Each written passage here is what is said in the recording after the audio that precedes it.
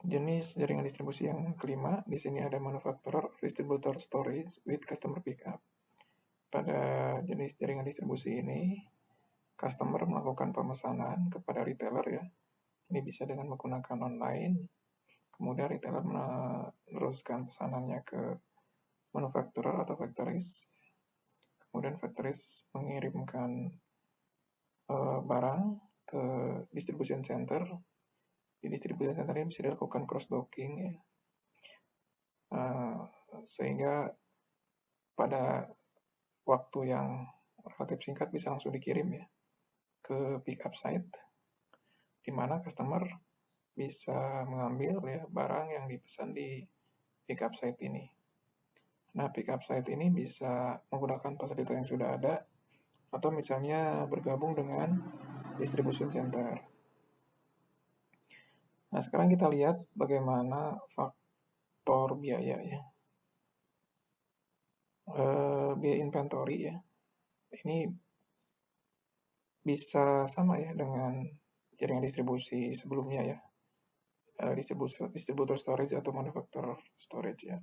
Tergantung dari lokasi inventory.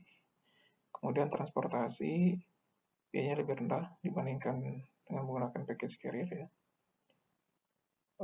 Khususnya kalau menggunakan jaringan distribusi yang sudah ada ya, karena customer mengambil barangnya sendiri ya di pick up site. Kemudian fasilitas dan handling ya.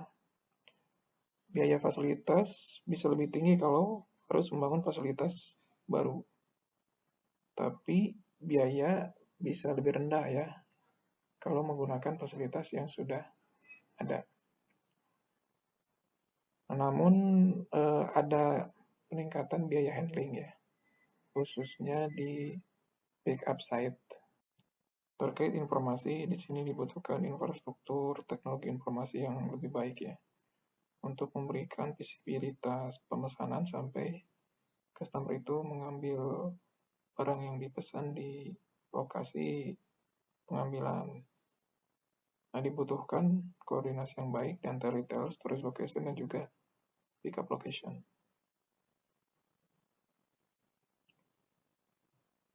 Nah, sekarang kita lihat faktor layanan ya, dengan performansinya. Respon time ya. Respon time mirip dengan package carrier delivery ya, with manufacturer atau dengan distributed storage. Kemudian same day delivery ya, dimungkinkan untuk item yang disimpan di pick up site. Kemudian variasi produk juga mirip ya. Ketersediaan produk juga mirip ya dengan manufacturer atau distributor storage.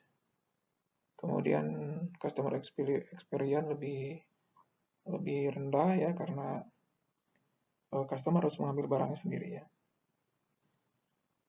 Kemudian time to market ya sama, mirip dengan manufacturer storage. Kemudian order visibility ya, tadi ya, membutuhkan koordinasi lebih baik ya, dan infrastruktur teknologi informasi yang lebih baik antara manufaktur, retailer, dan juga pickup location ya. Tapi hal ini esensial atau penting ya, karena dipastikan ketika customer itu mengambil barang ya, barang tersebut memang sudah diinformasikan, sudah ada di pickup location ya. Kemudian returnability ini relatif lebih mudah ya, karena barang bisa dikembalikan oleh customer di pickup location kalau misalnya ada klaim, ada kerusakan atau ketidaksesuaian spek.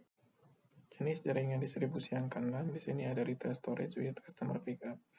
Ini merupakan jenis jaringan distribusi yang paling umum digunakan di dalam rantai pasok, di mana inventory disimpan di retail ya. Kemudian customer datang ke retail untuk melakukan transaksi dan mengambil barang yang diperlukan. Atau walaupun customer tidak harus datang ke retail untuk melakukan pemesanan ya, customer bisa memesannya dengan menggunakan online ya, atau dengan menggunakan gadget ya. Namun customer tetap harus datang ke retail tersebut untuk ambil barang. Nah, di sini ada faktor biaya ya, secara inventory ini paling tinggi ya, karena di retail itu menyimpan inventory dan umumnya jumlah retail banyak ya, dibandingkan misalnya dengan jumlah distribution center atau jumlah manufacturer ya. Kemudian transportasi biayanya lebih rendah ya karena customer sendiri yang mengambil barang. Kemudian fasilitas dan handling, fasilitas lebih tinggi biayanya karena lebih banyak fasilitas untuk yang digunakan untuk retail ya. Kemudian handling juga bisa lebih tinggi ya. Kemudian information ya, informasi, investasi yang digunakan untuk teknologi informasi ya bisa mirip dengan investasi yang digunakan kalau menggunakan sistem pembelajaran online ya atau dengan menggunakan telepon ya.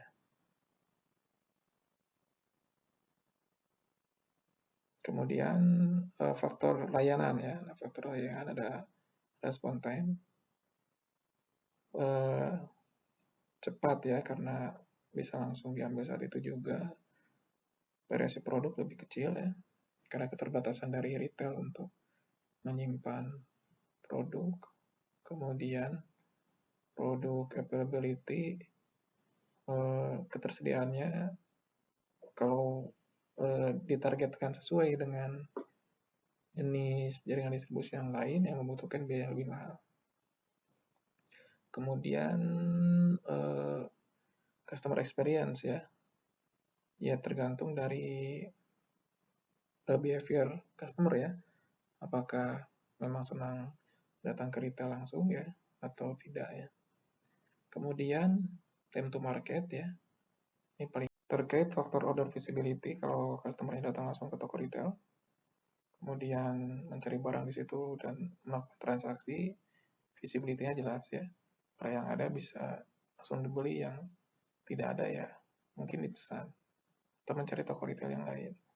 Untuk yang pemesan lewat online atau dengan menggunakan telepon ya, ini dibutuhkan teknologi untuk melakukan pelacakan informasi ya, sehingga visibility dari pesanan itu bisa diketahui oleh customer. Kemudian returnability ini lebih mudah ya dibandingkan dengan jaringan distribusi yang lain, karena customer bisa datang kembali ke toko retail tersebut untuk menukar barangnya apabila ada yang tidak sesuai. Nah, di sini adalah perbandingan kinerja setiap perancangan jaringan distribusi ya. Nah, di sini ada retail storage with customer pickup ya, hingga manufacturer storage with pickup ya. Kemudian dilihat dari kinerja di sini ya, ada response time, product variety ya, product availability ya, hingga information ya. Nah, di sini ada nilai kinerja ya. 1 itu berarti kinerjanya sangat baik, kemudian 6 ya. Nah, di sini adalah kinerjanya paling lemah ya. Nah, di sini kita lihat misalnya untuk respon time ya, maka jenis jaringan retail storage with customer pickup ini paling tinggi ya. Ya karena customer datang langsung kan ke retailnya untuk kemudian bisa melakukan transaksi di situ. Kemudian respon time untuk manufacturer storage with direct shipping ya ini nilainya 4 ya dari skala 6 ya, karena customer harus menunggu ya barangnya dikirim dari manufacturer kan ke customer.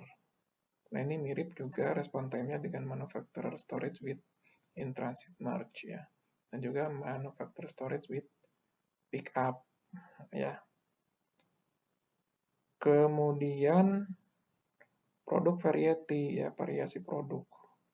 Di retail ini variasi produknya terbatas ya. Kemudian yang paling baik adalah di manufacturer storage ya. Kemudian produk availability sama ya di retail ini juga ketersediaan terbatas ya. Kemudian yang paling baik ada di manufacturer storage with direct shipping. Dan seterusnya ya. Jadi dari tabel ini kita bisa membandingkan ya ke kinerja dari masing-masing jaringan distribusi ini ya.